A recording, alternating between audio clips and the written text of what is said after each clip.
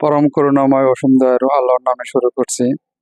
এই চোয়ারা সংলগ্ন ইয়াসিন ভাইয়ের বাড়িতে একটা 3.2 ঘনমিটার বায়োগ্যাস প্ল্যান্ট স্থাপন করি আজ থেকে 1.5 বছর আগেই। আসলে এখানে একটু ভুল বোঝাবুঝির কারণে উনি এই প্ল্যান্টে গ্যাস পায়নি।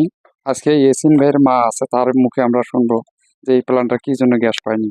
আন্টি, আপনি এই প্ল্যান্টটাতে কি জন্য গ্যাস পাননি, বা এটা কি কারণে এটা আপনার এতদিন পর্যন্ত পরিত্যক্ত ছিল, একটু বলবেন দয়া করে?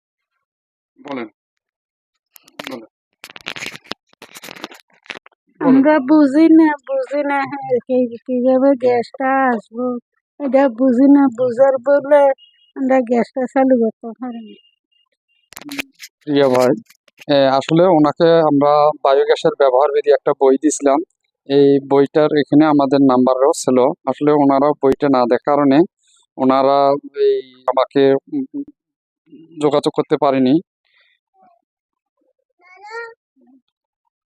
বিধায় আজকে আমি ইচ্ছাকৃতভাবে এই প্ল্যান্টার এখানে এসে দেখি যে ওনার এই যে লতা পাইপ, এই লতা পাইপটা বাঁকা হয়ে যে ভেতরে যে হোলটা ছিল এটা বন্ধ হয়ে গেছে। বন্ধ হয়ে কারণে এখানে গ্যাস আসতে পারেনি। আর সবচেয়ে এই ধরনের বায়োগ্যাস প্ল্যান্টে এইরকম চুলা যাদের আছে, তারা দেখবেন যে যদি এই চুলার মধ্যে যদি কোনো আগুন বা গ্যাসের শব্দ না পাওয়া যায়, তাহলে এই নিচে দেখা যায় একটা ছিদ্র থাকে এখানে।